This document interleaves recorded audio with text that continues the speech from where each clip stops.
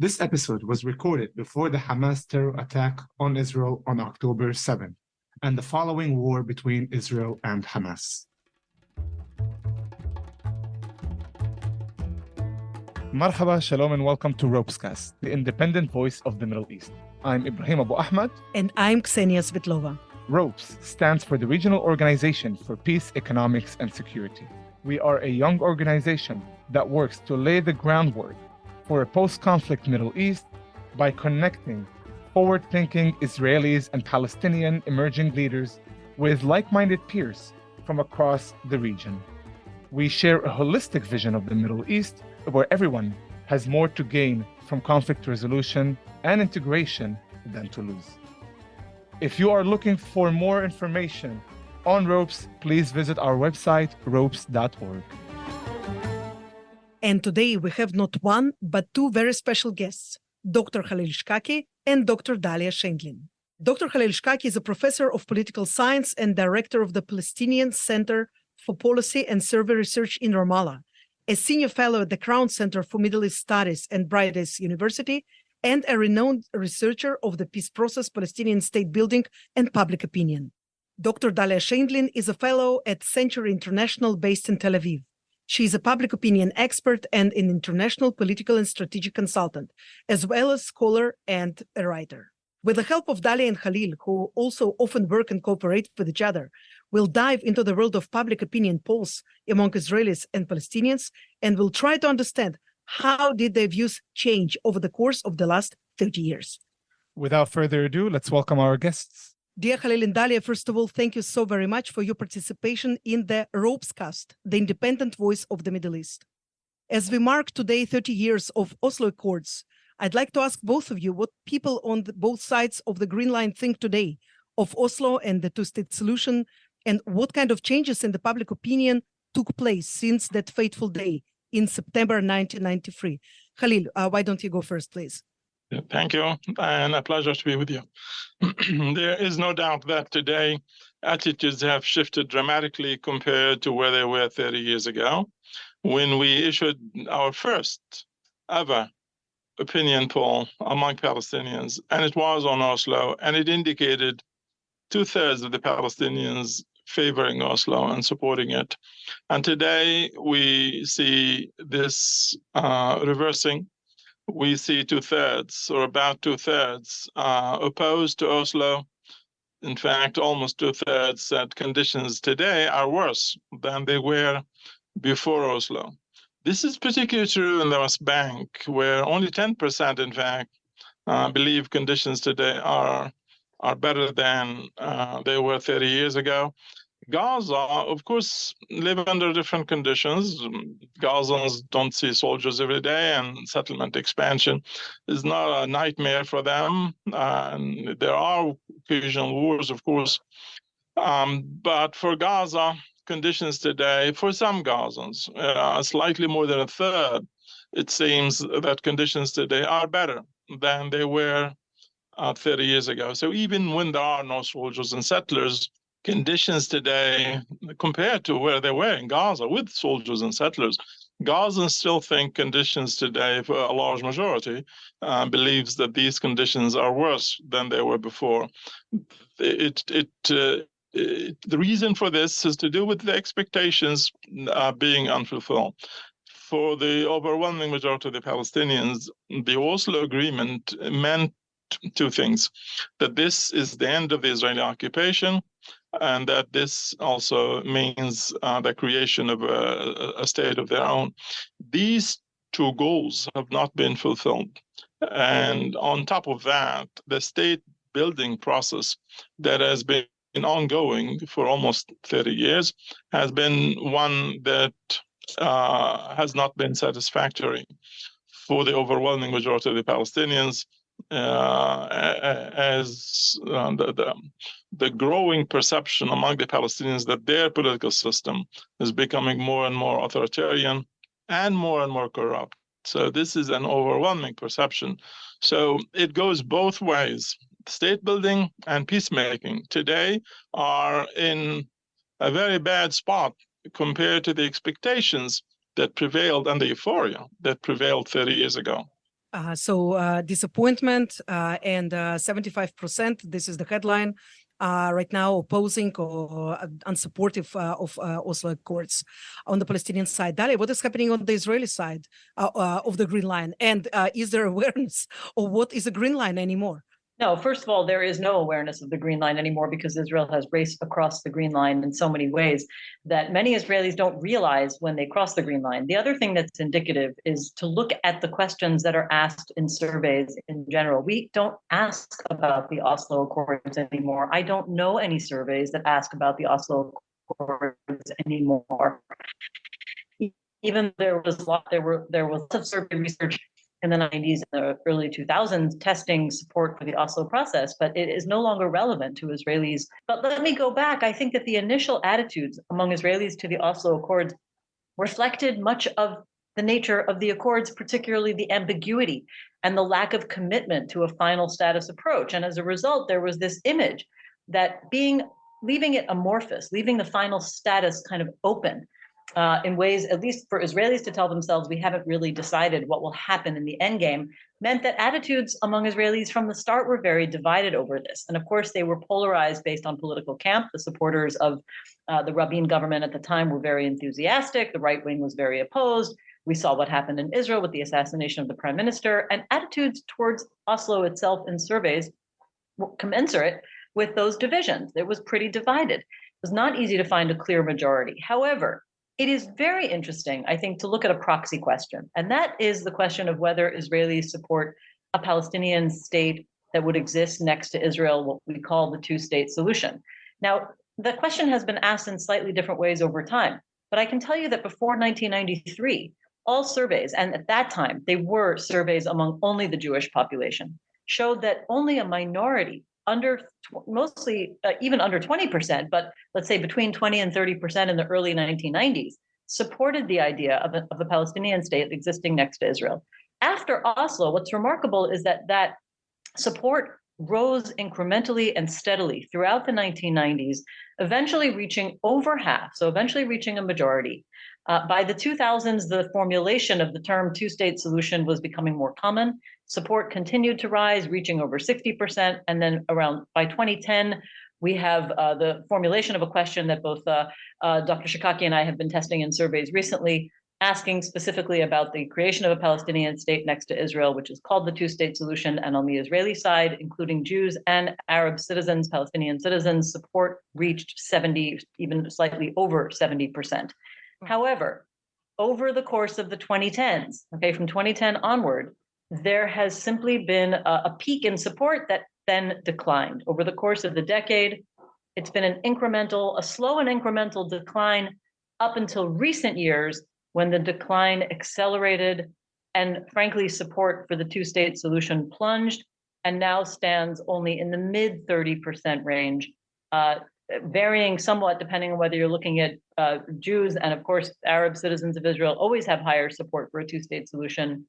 But overall, the support for the two-state solution barely reaches 40% of all Israelis, and among Israeli Jews tends to be in the mid 30% range.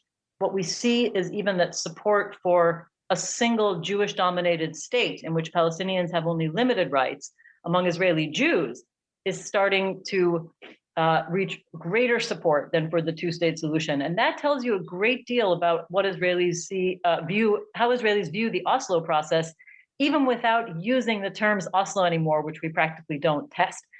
If Oslo was intended to reach a two-state solution, Israelis barely support it anymore.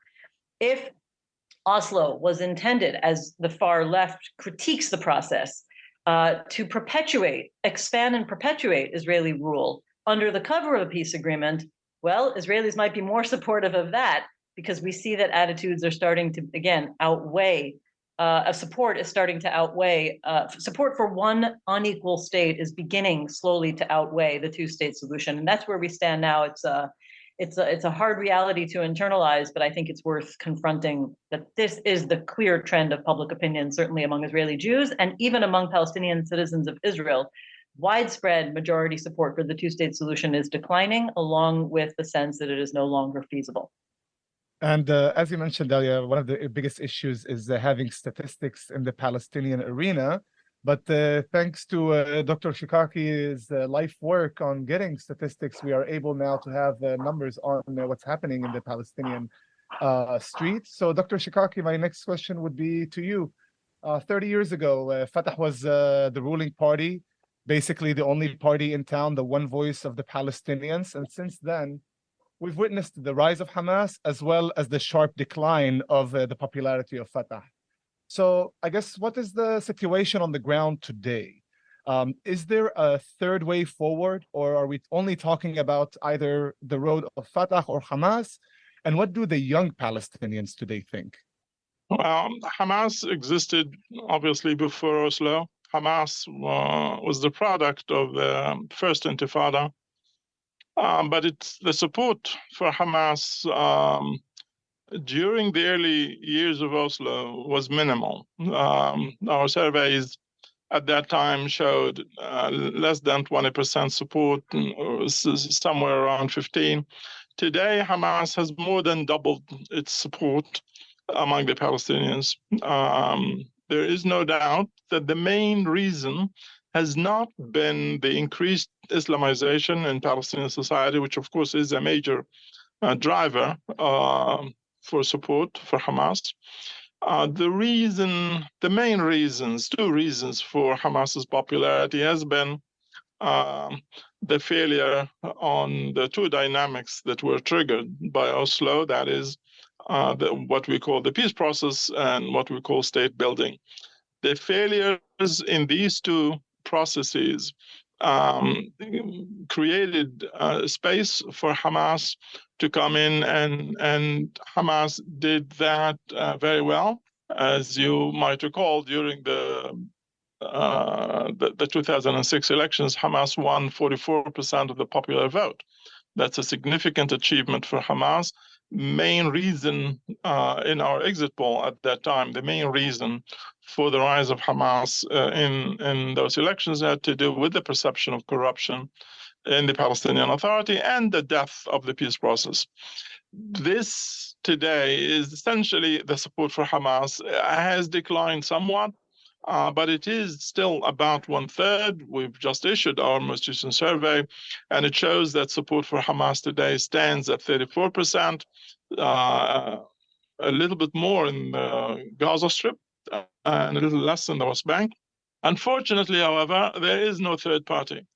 In 2006 elections, the two major political parties, Fatah and Hamas, received 85% of the popular vote.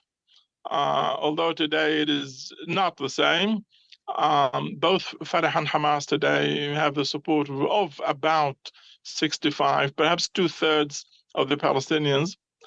There is about 10% or so who are willing to support third parties, mostly from the left.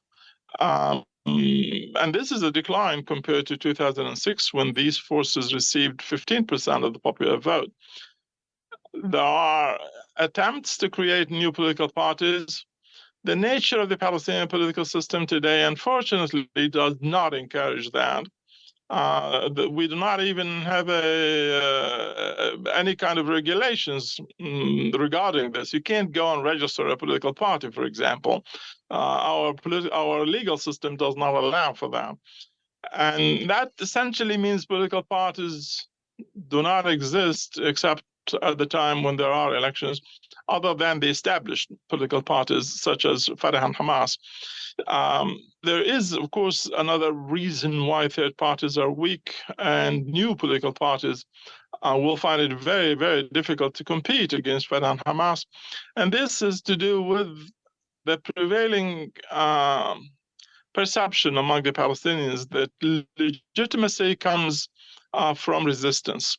The resistance to the occupation remains the top most important driver in terms of affecting support, and new political parties are not going to come with that legacy. And that makes it difficult. Only those who have a history in the struggle for Palestinian independence and liberation, end of occupation, will be able to capture hearts and minds as long as we live under occupation. When occupation is gone, when we are normal people like everybody else and have our own state like everybody else and don't have to worry about occupation anymore being our nightmare, when that happens, then obviously things will change and other new political parties will have the opportunity to win hearts and minds. Unfortunately, however, today, this does not seem to be an option. Yeah, well, I'm thinking, of course, of all of the candidates that attempted during this last 20 years, such as Salam Fayyad and Hanan Ashrawi with the Third Way, and then there was Mustafa Barghouti, and other people who were unsuccessful, and there were always this kind of a question in the West, like, why? There are such fine people, they say the right words, but as you just said, legitimacy in the popular vote, of course, lies in the resistance against Israeli occupation. And that's the hint also to everybody else who wants to parachute some candidate after Abu Mazen, the day after Abu Mazen, and just hope that this guy will be accepted by the street. Dahlia, my next question is to you about Israeli politics. Yes, fun stuff now.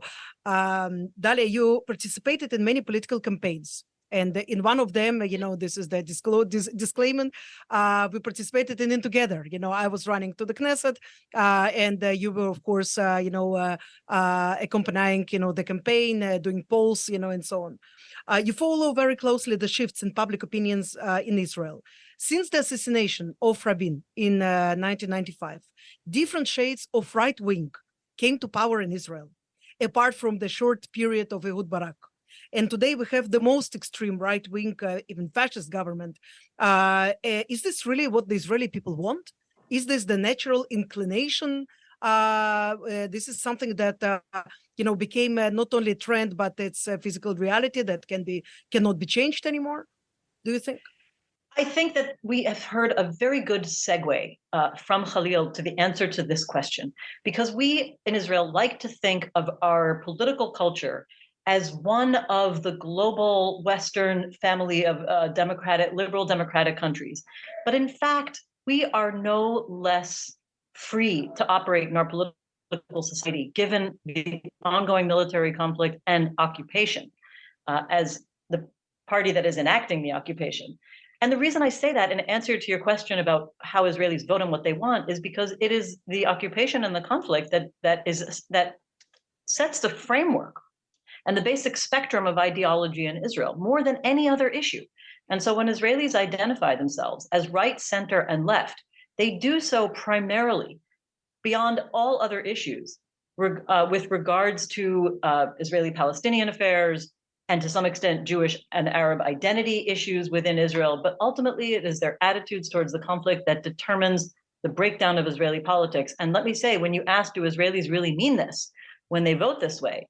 If you break down the percentage of Israelis who voted for right, center, and left-wing parties, it is a very accurate reflection of how Israelis self-identify in survey research as right, left, or center. So yes, Israelis really mean this when they vote for these parties in Knesset. Now, I think the deeper answer is what kind, as you very aptly pointed out, that these are different shades of right-wing. So I think in the past, what we saw was a right wing in Israeli politics, which even in the late 90s, the right wing was still the bigger group of people who self-identified rather than center or left, but they had some greater parity. Now, among the entire Israeli electorate, the right wing is well over half. It's certainly grown since the late 1990s. And among Jewish Israelis, it's well over 60%, sometimes reaching as high as 64%. But the meaning of what it means to be right wing has changed as well. At one time, it was much more driven by security concerns, and certainly the religious communities had a very strong theological commitment to expanding Israel's control and not giving concessions to the Palestinians. But I would say that the Likud, the dominant party, had this strain of a liberal identity that went back to its constituent party of the Liberal Party, and even back to the founder of the roots of the Likud, the Cherut Party, Jabotinsky and Begin. And they had this strange combination of being very nationalist and territorial expansionist, but also believing in liberal democratic institutions. And what happened over time, and this does kind of correspond to global trends, is that we saw the advent of illiberal populism, overlaid with the territorial conflict dimension and the fact that Israel is an occupying power that wishes to continue expanding its control and ultimately annexing certainly the West Bank and maintaining its control over Gaza from the outside. So those two dynamics were acting in tandem, let's say, throughout the course of, I would say, I pin it to about the 2010s. And so we see that when a country is involved in a military conflict and an occupation like this, those themes can turn everything into life or death, and then they justify illiberal approaches to political life, political and normative life in Israel in terms of attacking political minorities, trying to intimidate left-wingers from expressing their opinions, trying to constrain civil society. And when people challenge that through the judiciary, ultimately attacking the judiciary, which has brought us to where we are now. So I wouldn't say it's only about the occupation, and that's why Israel's in a democratic crisis. I think the roots of this are way, way earlier than 1967, but I think that they are inseparable. And so, yes, Israelis do mean it when they are committed to right-wing parties, but the meaning of right-wing has changed, and Israel is in a critical moment when I think many of the people who voted for the right wing have already splintered between those who support right-wing parties in terms of the security or pragmatic angles and would prefer not to make concessions if they don't have to, but have been alienated by Netanyahu's rule, which legitimizes corruption and they think has bordered on undemocratic governance. And so they have already moved away from the Netanyahu bloc to right-wing parties, but that are against Netanyahu. And then what we're seeing over the course of this year is that even people who supported the most extreme parties in the current coalition, largely because they were hard line on the Israeli-Palestinian issue, okay? People like the far right, messianic, theocratic, Jewish supremacist, annexationist party, religious Zionism, and elements within Likud. Suddenly those people have been saying, wait a second, they also intend to destroy democracy for me. This harms my interests. Surprise. And so, surprise, surprise, about at least half the people who voted for this coalition, according to all surveys, are not happy with the way this government has tried to attack the independence of the judiciary and the institutions of democracy.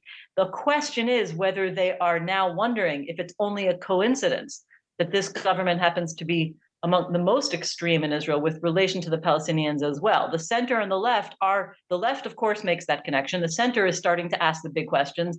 And the question remains whether people who supported this coalition now understand that you can't both support a country that is ultra-nationalist and expansionist and basically pro-occupation and pro-annexation with the Palestinians and expect to preserve democratic institutions and practices for Israeli citizens. And I purposely define citizens from non-citizens because this is no longer a geographic designation. We can't talk about non-democracy outside the Green Line, democracy within the Green Line. There is no Green Line as far as Israelis are concerned. And the only way to distinguish is between citizens who are governed under mostly democratic institutions that are under threat and non-citizens who are governed by completely authoritarian military rule.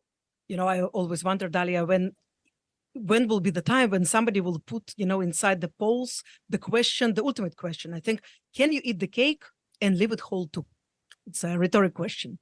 Ibrahim, you had in this regard also. If we're talking about these kind of questions, my question to both of you, since we're privileged to have two experts on data and statistic and polls, because it's something that's been troubling me for a long time now, is how accurate polls can be. How much can we trust that people are telling the truth to pollsters?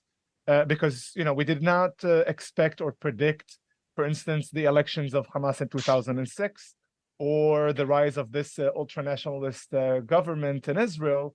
So I would start with you, Dr. Shikaki, because my sense from the Palestinian side would be that if you ask a question, if I ask a question, and Ksenia asks the same question, we might get three different answers. So how do we deal with that on the Palestinian side? You're right about suspicion regarding the results of public opinion surveys. There is a sense of skepticism that prevails among the Palestinian public about surveys. We do find that when it comes to behavior, there is a tendency among the Palestinians to not want to tell the truth.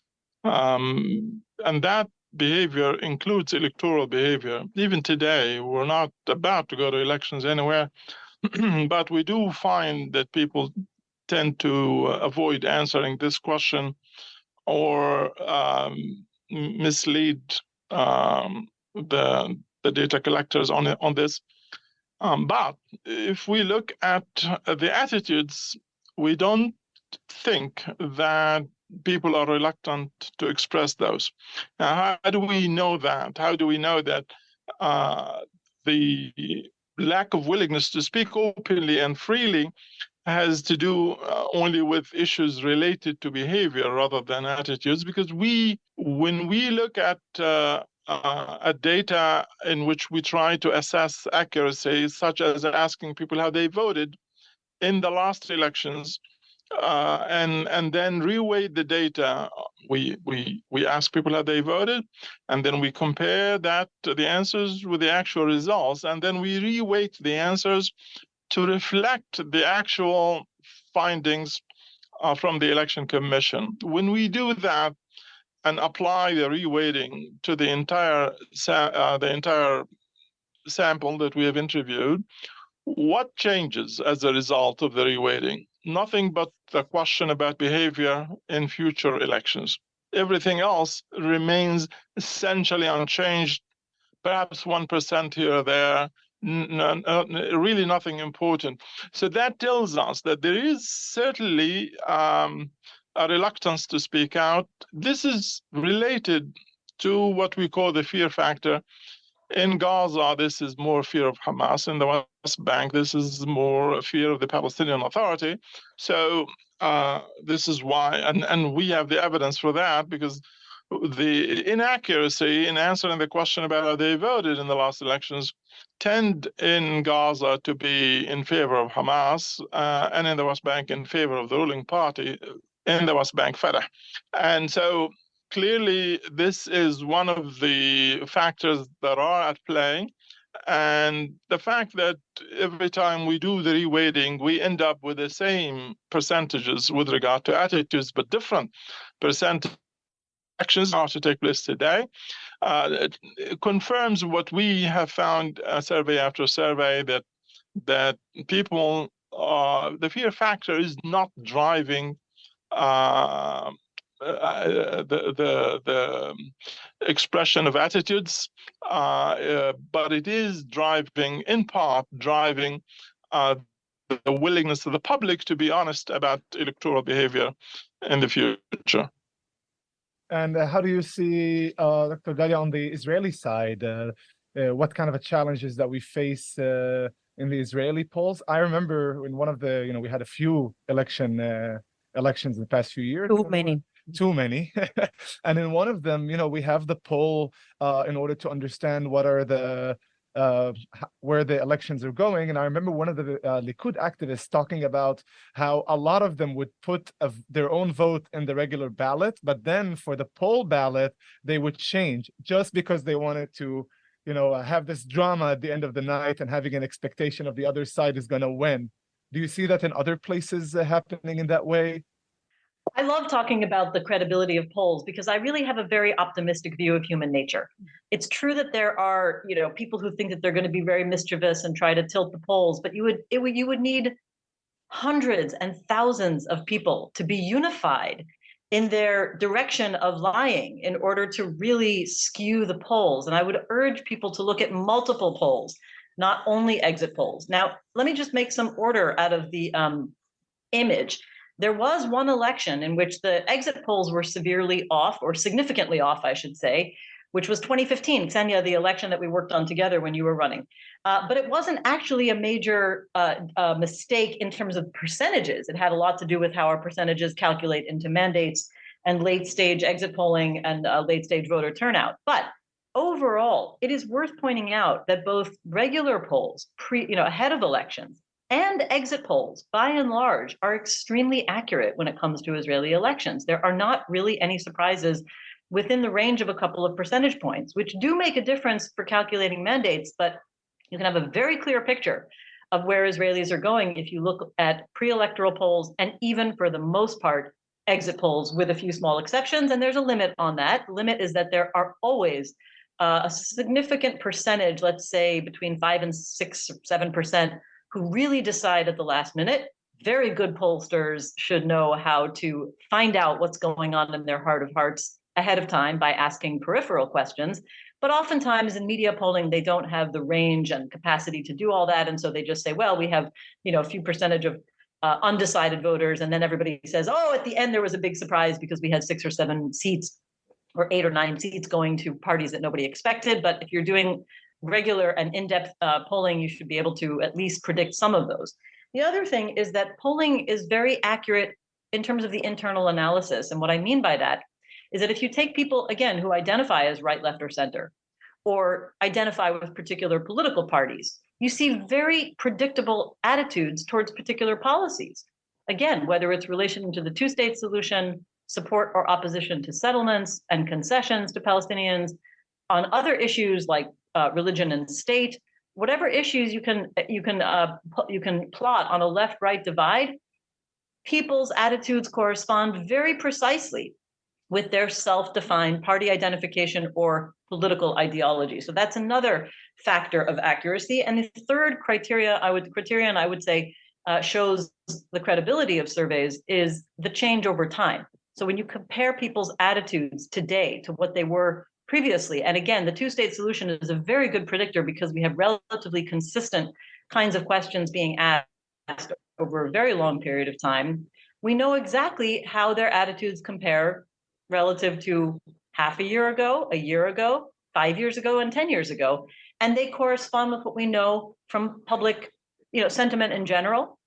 And so we see that there's a very clear measure that we can compare even to itself. So of course, no polling is perfect.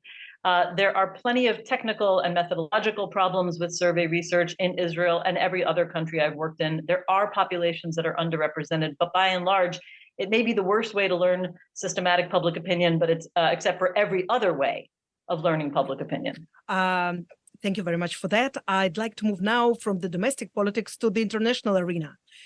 In recent poll that was conducted by Mitvim, the Regional Institute for Foreign Policies, it said that for Israelis, after the US, Russia was the most important country, which I admit I was a little bit surprised because if you're looking at the economy, if you're looking at other, data, so of course, it's something that should surprise you that not, for example, one of the European countries is the most important, but this is, again, something that was very interesting. Dr. Khalil, in the Palestinian arena, what countries are deemed most important and influential today? What about the Gulf states and their bid for regional leadership and domination, and how all of this can be connected to the Abu-Ahmad Accords and the changing architecture of security and diplomacy, in the Middle East, with all of the reconciliations going on. Saudi Arabia saying very, powerfully that, it's us, it's no longer Egypt, for example, any other Arab country who were traditional leaders. Traditionally, Egypt and Jordan have been the two most important countries for the Palestinians for reasons of geography, of course, and history. This is very obvious. Although they remain until today to be fundamental to understanding how Palestinians view the region, they are not the only two countries that are important. Obviously, there are other countries. Turkey, for example, one of the regional countries that have become important. Iran also, although to a much lesser extent than Turkey. The Saudi Arabia and the Gulf has lost considerable support among the public in terms of perception of leadership and importance compared to where they were before. The main reason has to do with the way that the recent changes in these countries have affected their attitude regarding the Palestinian-Israeli issue. This goes back all the way to the Trump administration and the public perception that the Gulf countries have sided with the Trump administration against the Palestinians, which of course then gave way to the Abraham Accords and the perception that in these accords, the Gulf countries and some of the other Arab countries have abandoned the Palestinians. So this perception of abandonment has dominated Palestinian thinking when looking at the Gulf because of the normalization process. And Saudi Arabia hasn't been spared in that sense. The perception that the Saudis are also interested in pursuing their own interests with regard to normalization with Israel, and that they might be therefore willing to sacrifice the vital interest of the Palestinians in doing so, is one of the factors that continue until today to marginalize the importance of countries like Saudi Arabia in the minds of the Palestinians.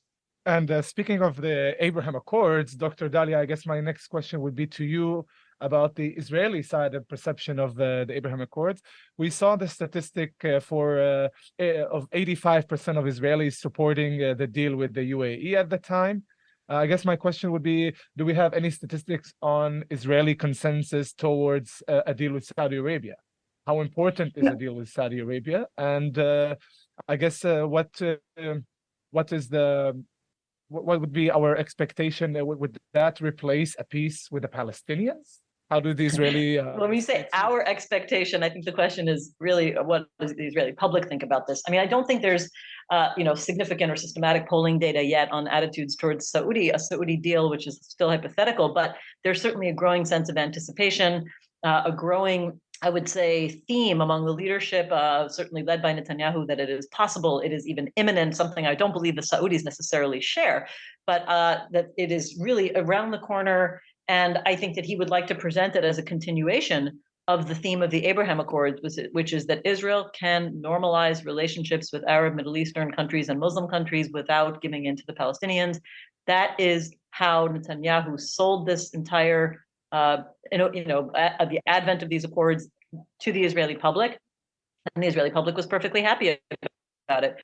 From the center and the left, nobody's going to say no to peace agreements. And on the right, I think that they see it as a vindication. And not just on the right wing, I should say. Really, I heard this attitude among left-wingers as well, among centrists, I should say, which is that it may sound strange to Palestinian ears, but the many people, I think, in mainstream Israeli society at the time of the Abraham Accords said the following: it's good for the Israeli-Palestinian process, whatever that process is, because now Palestinians will realize that they have to make compromises because they don't have significant backers in the Middle East. This was a very common attitude we heard in Israeli society, that it's the Palestinians who have to make concessions to Israel.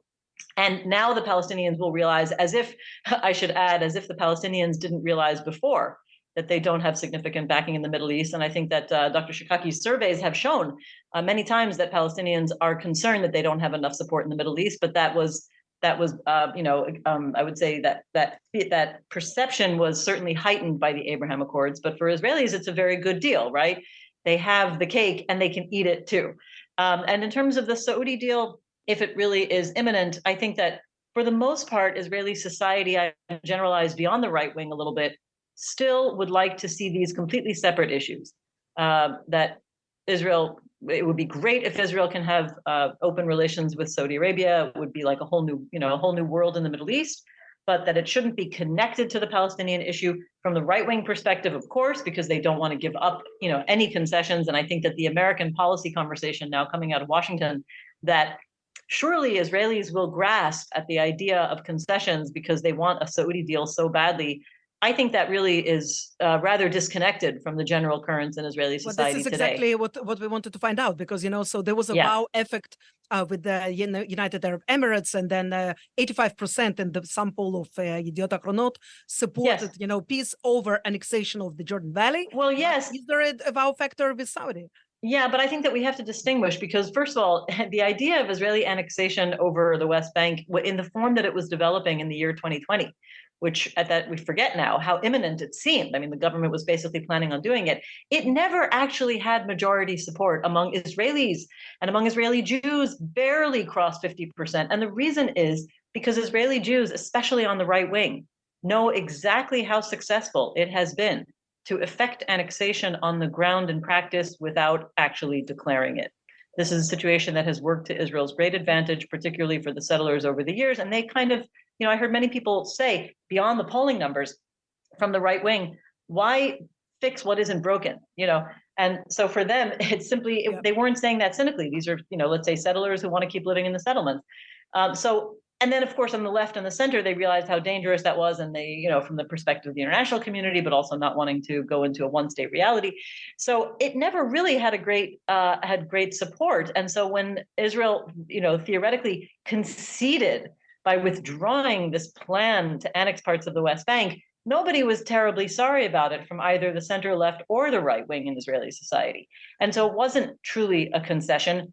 And mind you that, of course, from the perspective of the right, it simply allowed Israel to continue deepening and expanding its control in multiple ways over the West Bank without international opprobrium. And I don't think we have quite a parallel with the Saudi deal. I mean, the kinds of concessions that we're talking about, if Israel is to advance with the Saudi deal, would be more significant. They would be something within the framework of the old two-state negotiations. There's been talk, for example, one of the ideas on the table is, not to expand settlements further or to transfer parts of Area C to Area B, which is under partial Palestinian civilian control would be overstating the case, but let's say influence. And I think that is extremely disconnected from where, Israeli society is, again, a little bit beyond what we see in terms of the fight over democracy on the streets. There are simply more Israelis who support fewer concessions to Palestinians than there are, those who support the judicial reform. And I don't think that we're going to get to any of those concessions very soon. Plus, I think we have to remember that from the Israeli perspective, they've lived for 75 years without normalization with Saudi Arabia and most of the countries in the Middle East, and it was okay. And so it's, for many Israelis, it's like a nice to have, but not worth what many, again, the religious communities and some of the right-wing community, and broadly the right-wing communities, would see as a tremendous sacrifice, especially for the religious community. I'm not sure where people think their calculations lie. I think that it's miscalculating to assume that the priority of Saudi normalization would cause those who are hard line against concessions to the Palestinians to suddenly change their mind. Back to the Israeli-Palestinian arena. When we take a glance on the opinion polls repeatedly in Israel and in the Palestinian autonomy, the issue of trust always comes up, and it seems to be very central. Do you believe, what are the factors that can increase the trust? Dr. Khalil, is it the halt of construction of the settlements, if you would have to choose one? And Dahlia, is it the security for the Israelis? For the Palestinians, obviously, it is anything to do with territory. For Palestinians, this is the real test of intentions. Does Israel want peace? Do Israelis want peace? The question that Palestinians ask would immediately focus on what is Israel doing on the ground. Is Israel building settlements, roads, infrastructure that is meant to cement continued Israeli control over these territories? So the bottom line is, what is happening on the ground with the territories? And the settlements is one expression, obviously, of those intentions. And when Palestinians see that the state of Israel is building, not in settlements in general, but in settlements that are right in the heartland of the future Palestinian state, then they come to the conclusion that the Israelis have no intention of ending their occupation. They are building a future here in these territories. They are cementing, strengthening their capacity to stay, and that therefore ending the Israeli occupation is not one of the intentions of the Israeli government. When they do look at the results of the elections as well, I mean, as another indication, if the Israelis are voting for right-wing, national, religious political parties, like those that are now in the government, to them, then the conflict goes back to its existential roots, us versus them. This is A national religious Israel is not seen by the Palestinians as one that will ever consider ending the occupation. To the opposite, in the eyes of the Palestinians, this to the contrary. What the national religious Israel is all about is how to settle the entire land and eventually annex it and perhaps expel the Palestinians out of these territories. So what Israel does on the ground, how Israelis vote in their elections, are taken for the Palestinians as the real indication of intentions and not statements issued in support of peace by leaders or by groups in Israel. Dr. Scheindlin. It's very interesting when there's a convergence on the observations and facts, despite the differing opinions about where to go. And what Khalil just said is that is a very accurate reflection of how this Israeli government describes itself. This is an Israeli government that has openly stated in the basic, the basic principles of its coalition agreement, which is written and published, that it expects to have exclusive Jewish sovereignty over the entire land of Israel, which includes the West Bank, although they don't use those terms. Of course, they use Judea and Samaria. So I think that this is not just a matter of perceptions. This is a matter of who this government actually is. There have also been, unfortunately, plenty of statements about the possibility of a new Nakba, an expulsion, to justify exactly these perceptions. So I'm saying that because I want to make the case that when we talk about trust, it's a very real problem, but it's not a matter of arbitrary perceptions. It is absolutely grounded in the reality of what's happening on both sides. So that's a prelude to say that the Israeli level of trust in the Palestinians is, of course, mirror image, just as low as the Palestinian trust in Israel, which is to say extremely low. And the kinds of things that change that level of trust are getting very hard to find.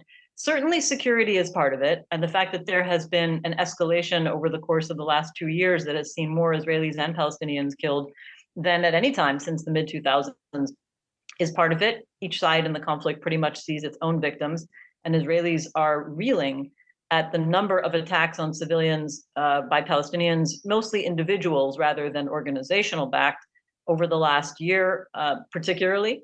And so that certainly harms trust further.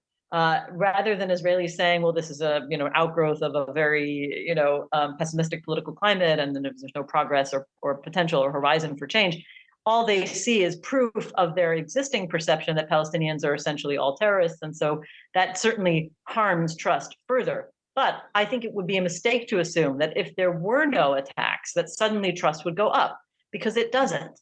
The fact that the Israeli leadership is constantly looking at the more moderate actors among the Palestinian leadership and telling the public that they are extremists is part of it. So it takes both active action from the Palestinians, to reduce the number of attacks on civilians, certainly, hopefully to zero, because no civilians on either side should be attacked for political aims. That would help. But without internal dynamics changing in Israeli society, it will never really have the full effect of raising trust. And at this point, we're in such a poor environment that I think even, the kinds of activities that we saw during the Oslo years, like people talking to one another for the sake of dialogue and getting to know each other, it's not enough to change trust at the bigger level. I think the only thing that I've identified, not really necessarily from survey research, but just from my experience over the last couple of decades, is that when people are cooperating for the sake of mutual shared interests over actual needs, what I call needs-based cooperation, not just talking for the sake of talking, but for example, cooperating over things like, the climate crisis and environmental issues or epidemiological issues or professional needs, that kind of thing does raise trust. And we only need to look inside Israeli society to see how dynamics have changed between Jewish and Palestinian citizens of Israel, as Palestinians have moved into positions where Israelis are dependent on them for professional services, including very high levels of responsibility in the medical profession, and directors of hospital units, and in fields like accounting and engineering, and there's even high tech a little bit. And so there's an increasing understanding that these people are peers, equals. We are dependent on one another, and those are the reasons to cooperate. And that, I think, does build a level of trust that is very different from this romanticized and I think rather inaccurate view that prior to Oslo, there was somehow better relationships because people knew each other better. But those weren't healthy relationships. They were relationships in which Palestinians were primarily, laborers and in lower positions of serving the Israeli public. And I think that there can be a way to change that dynamic that we are seeing modeled between Palestinian and Jewish Israelis, but it's a long time before we get there between Israelis and Palestinians who are living under occupation. Before I go to Khalil for the very important question about the prognosis, we record this podcast now before the Rosh Hashanah, the Jewish New Year's, and so on. And of course, I would like to talk to you about your prognosis for the New Year, New Year's, and so on. But I cannot, of course, have this conversation with you, Dahlia, without discussing your recent book, The Crooked Timber of Israeli Democracy. Congratulations, by the way, Mabruk. And very shortly, this book walks us through the changes of, basically Israeli perception of the country, ideology, leadership. It discusses the challenges to Israeli democracy. And I really would like to ask you, how crooked is this timber? Can Israel stop being a democracy? Of course, there will be many that would say that it never was a democracy and so on. But I think that according to experts in political science and sociologists, Israel, with all the flaws, of course, is a democracy today. What about tomorrow?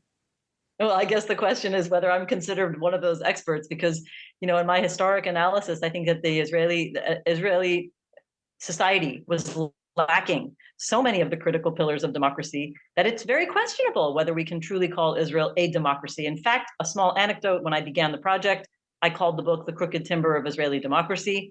I changed the title along the way, and it is now The Crooked Timber of Democracy in Israel, because there is a difference. I don't really see Israeli democracy with all of the missing pieces, and the fact that from the very beginning, since the War of Independence through to the present, Israel has always been controlling huge numbers of people under authoritarian military rule. There has never been a time. I used to think that after the end of the military government over Palestinian or Arab citizens of Israel in December 1966, that there was at least half a year when all of Israel's subjects were governed under the same civil law, until I learned that Israel continued implementing the colonial defense emergency regulations that were extremely repressive, and there was nothing democratic about them, on the Palestinian citizens, even through 1968, in other words, overlapping with the beginning of occupation. Those are not the only reasons, by the way, but they are, I think, some of the most visible reasons why at all stage of Israel's history, it has been enacting undemocratic practice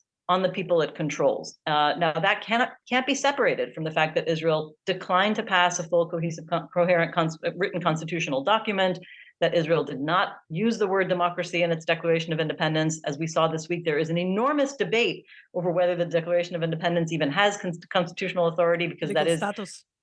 because that is one of the only documents, that is the only document in Israel's history that guarantees equality of all citizens. And so for a combination of these reasons, I think that there is lots of potential for true democracy in Israel. But as it stands throughout Israel's history, there has been robust and even growing democratic practice through democratic institutions, but only for some of the people it governs. Whether you can call that a democracy or not is, questionable. And I think that my book is a cop-out, because I don't actually try to answer that question so much as I try to track over time where Israel has behaved more democratically, where it has made progress in its democratic practice, norms, and institutions, and where it has either never built those democratic foundations or even worsened its democratic practice, mostly because I think it's an interesting story that explains very much where we are now. So I guess the answer should be clear now as to whether I think Israel can lose its democratic character, which, again, that democratic character exists. It just isn't a description of the entire society. So the answer obviously is yes. I think Israelis themselves since January have been shocked by how vulnerable the democratic institutions of Israel are, because they didn't appreciate how much was missing to begin with, and how Israel normalized a notion of democracy to itself, telling itself, we are a model democratic nation, even if we have some flaws, when in fact, these are not just flaws, they are constituent elements of democracy missing, like a void where there should be pillars of democracy. So it's a complicated story. I have a hard time thinking of one word that describes it, even though I'm sure people on the far left and the far right can think of words. But I do think that Israel, cannot truly be compared to a democracy that is not, that is, living more or less in peaceful circumstances, that is not at war, a democracy that has defined its borders and its citizens and defined their constitutional rights, which is most Western liberal democracies. Israel has never done those things. And so I think it's a mistake to look at Israel as if it was a vibrant model democracy, even with some flaws, that is now under threat. There's a reason why we are now witnessing a very advanced stage of possible democratic collapse. Oh, we have to read the book. Absolutely, Ibrahim. I was going to say, she was looking for one word. I have 3 words to our listeners. Buy the book. If you want to hear more and understand more on Israel and, the challenge of democracy in the state, you need to read the book and buy it and understand it more. Thank you. It's being published on September 18th. As we say. Now our audience will know that as well, and we'll be looking forward to it.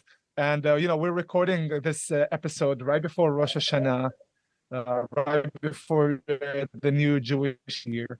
I would like to hear your spoilers from the people who know stats more than anyone I know. What's happening on what do you expect for the new year? Possible deal with Saudi Arabia? Any change potentially in the violence in the Arab community inside Israel? Or Intifada? Outcomes of U.S. elections. The floor is yours to give us the first indications of the new year. Yeah, please, Khalil. Well, I don't think Intifada is likely to erupt anytime soon. However, I do see the situation from the Israeli side deepening occupation and leading to continued de facto annexation.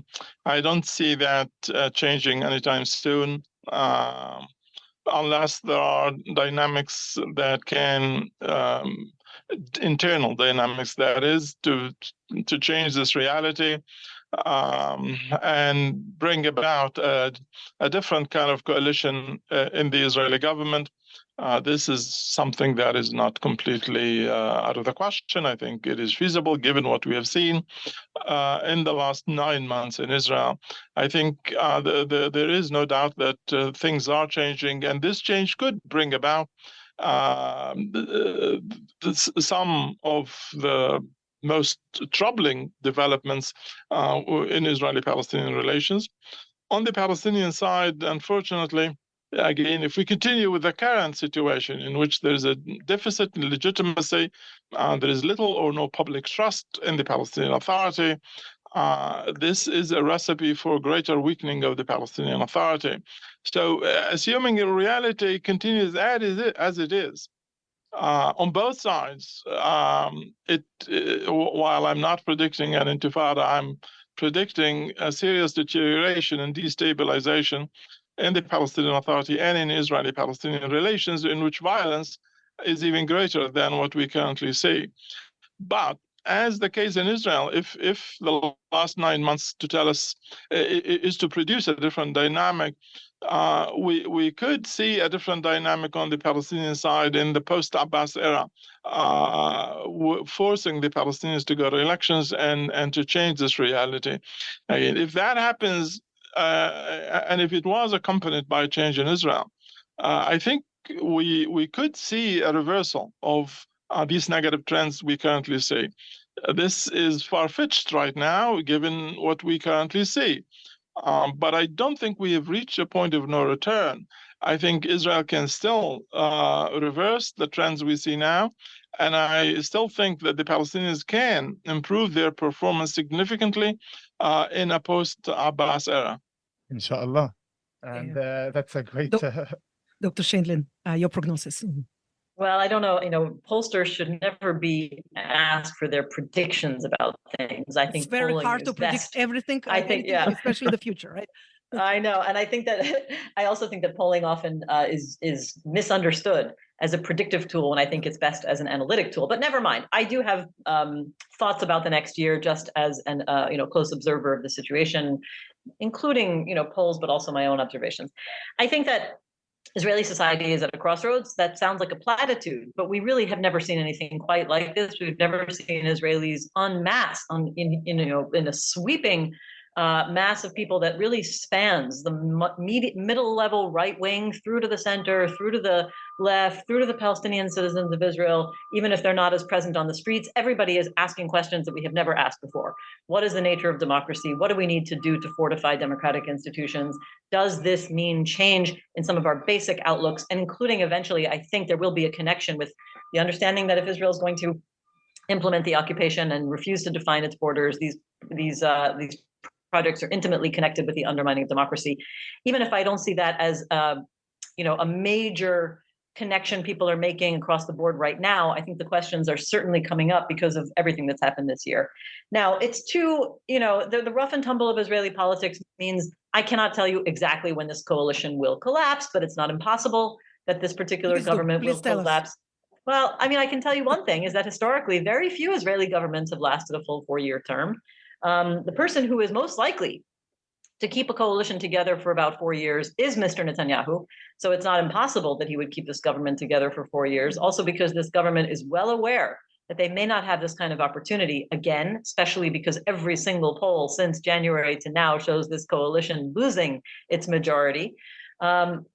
And if and when there are elections, there will be elections eventually. Well, unless you take the hypothetical version of what the Supreme Court asked the government's lawyers today and said, what if the government were to try to postpone elections for 10 years? Could we rule that that is unreasonable? So we have lots of open questions, but we hope that that is a hypothetical scenario and that there will be elections either sooner or within up to the 4-year time since last November. In those elections, as we can see from surveys, I do expect this particular coalition to lose its majority. And the reason is that, first of all, it has alienated too many people with this attempt to, have a political takeover of the judiciary, including among its own supporters. And also, I think there's a certain buyer's remorse among the, roughly just nearly 11% of the Israelis who supported, the Jewish supremacist party of religious Zionism, which includes the Jewish Power Party, Itamar Ben-Gvir. There's a sense that they didn't really bargain on this. They didn't really understand what these people stood for. And I think many people are also shocked by the level of simple incompetence. The head of that party is the finance minister. Israel's economy is suffering under the program that the government has implemented.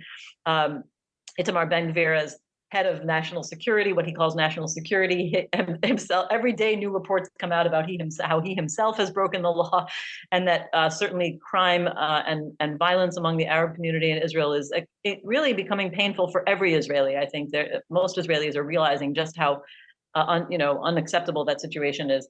So I think the combination of political chaos, wrongful policies, and incompetence will mean that if elections are held anytime within the next 2 years, I expect this particular coalition to lose its majority.